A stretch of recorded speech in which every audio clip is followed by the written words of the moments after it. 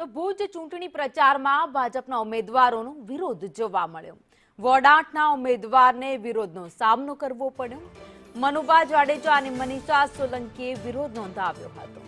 અકસ્માતમાં થયેલા મોતના મામલે આ વિરોધ કરવામાં આવ્યો હતો. બે યુવકના મોત વખતે ઉમેદવારો ક્યાં હતા તેવા સવાલ સ્થાનિકો દ્વારા કરવામાં આવ્યા. ભાજપના નેતાઓને કરવામાં આવ્યા.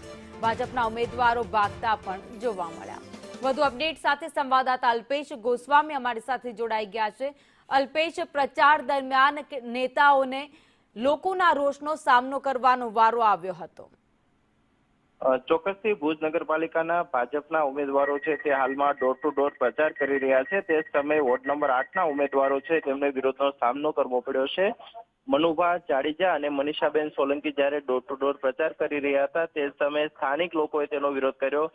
જાગૃત નાગરિકે તેને સવાલ કર્યા કે થોડા સમય પહેલા જ અહીંયા અકસ્માત થયો ને તેમાં બે યુવકોના મોત થયા, ત્યારે ભાજપના નેતાઓ ક્યાં ગયા હતા? તે સમયે ભાજપના નેતાઓ પાસે જવાબ ન હતો અને ભાજપના નેતાઓ જે પ્રચાર કરી રહ્યા હતા ત્યાંથી તેમને ચાલતી પકડવી હતી. એટલે એક સમય કહી શકાય કે ભાજપના નેતાને છે તે અત્યારે સ્થાનિક લોકોના વિરોધનો સામનો કરવો પડ્યો હતો. આભાર માહિતી માટે.